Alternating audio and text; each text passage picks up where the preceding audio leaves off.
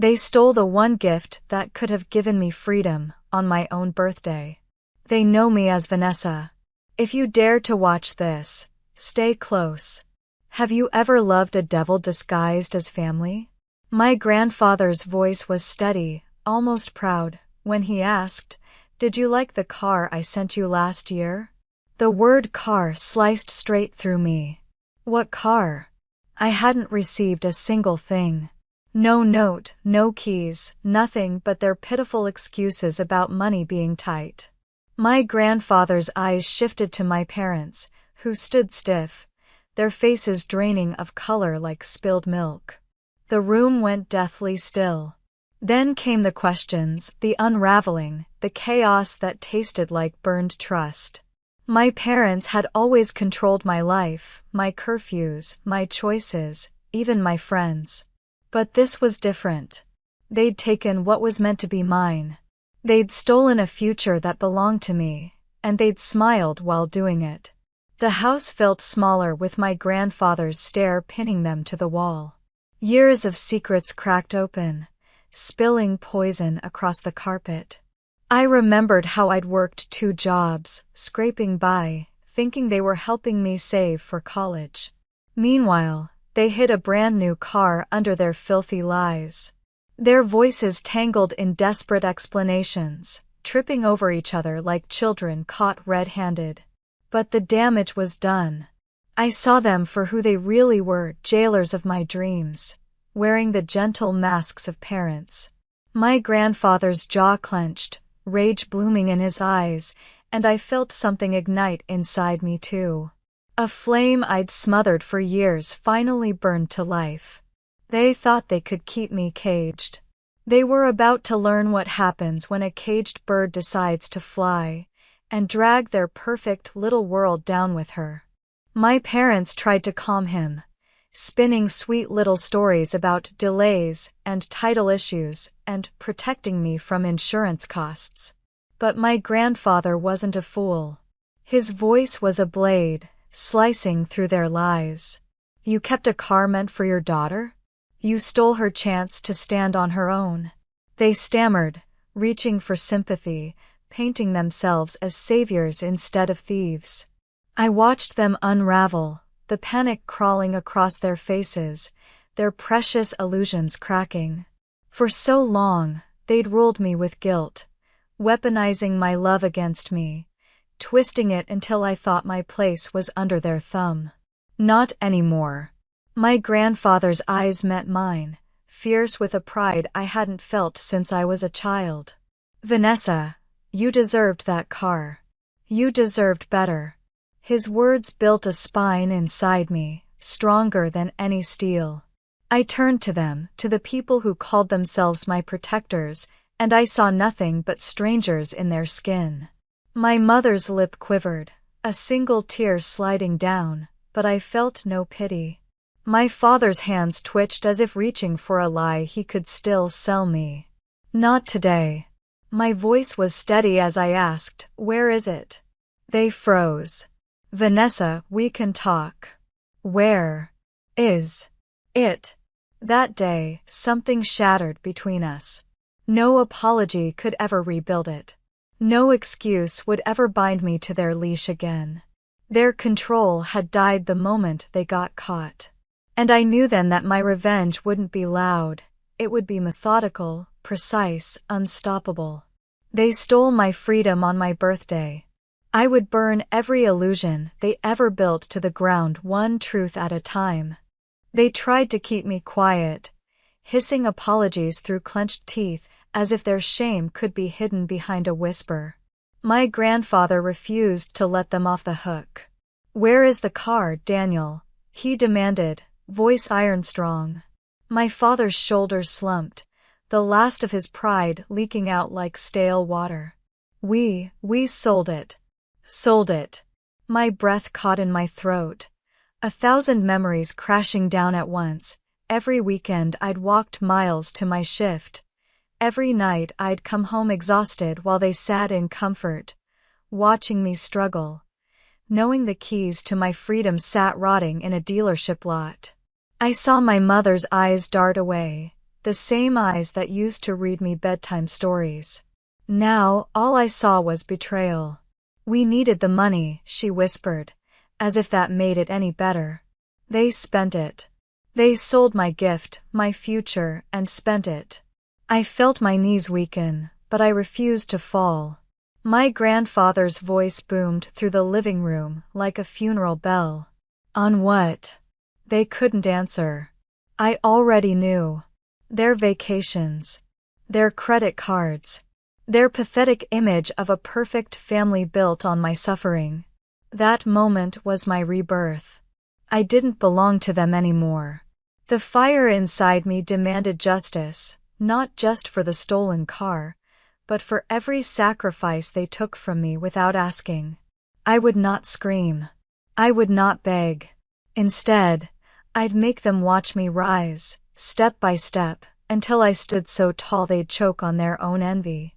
My grandfather nodded to me, silent permission in his eyes, as if telling me it was time to break free.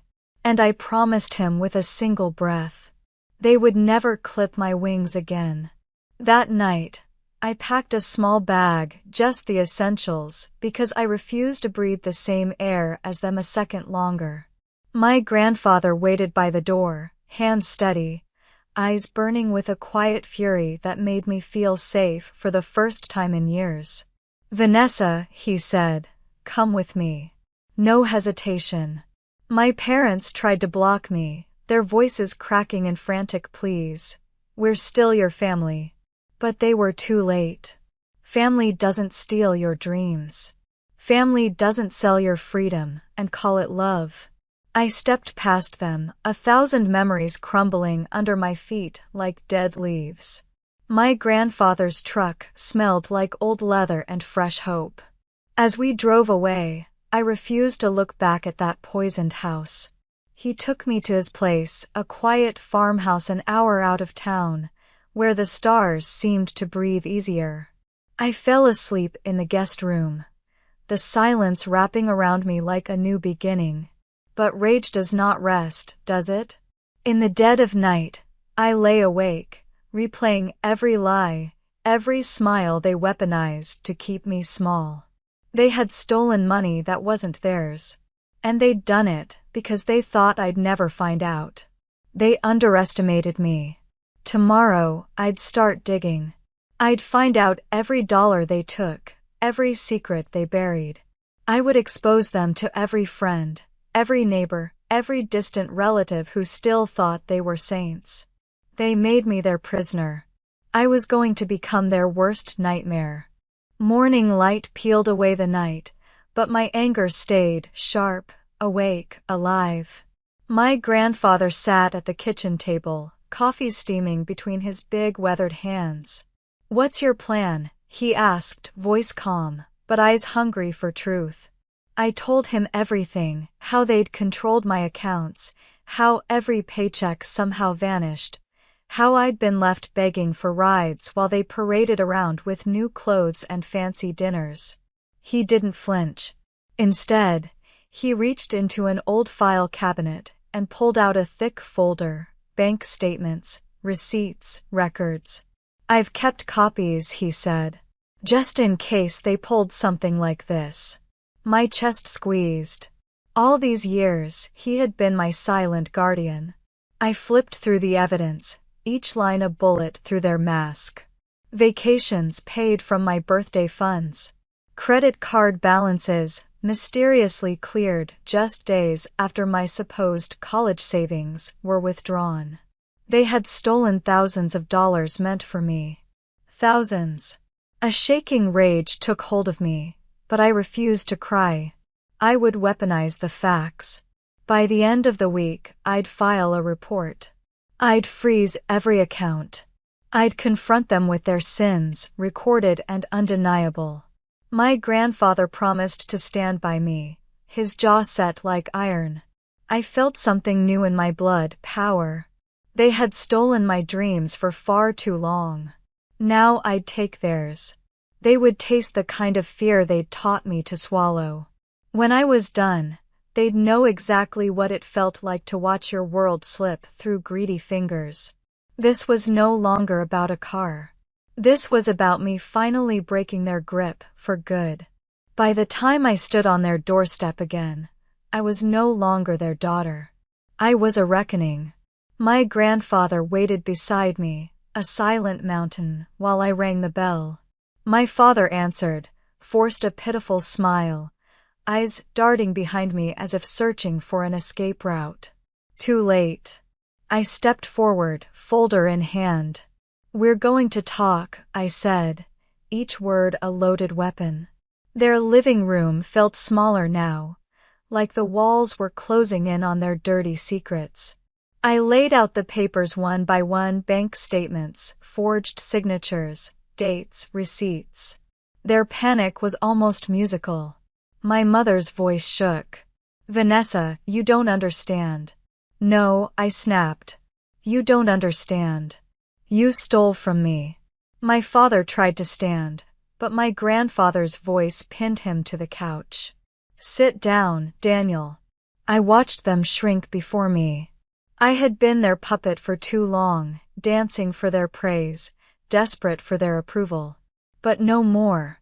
"You are going to transfer every dollar you took," I said, "or I will press charges. Fraud. Theft. Elder exploitation." My mother's face fell apart. My father's fists clenched, but he was powerless. "How could you do this to us?" she whimpered. The hypocrisy nearly choked me. "You did this to yourselves," I shot back. Their perfect world was burning, and I was the match. My grandfather placed a comforting hand on my shoulder, his silent way of saying I'm proud. They had stolen my future. I was taking it back, piece by piece, until they had nothing left to hide behind but their own shame. They tried to negotiate, to twist the knife one last time. "Vanessa, if you do this, you'll ruin us," my father pleaded, as if the word ruin meant anything after what they'd done to me. I didn't flinch. "You ruined yourselves," I said, voice cold enough to slice glass.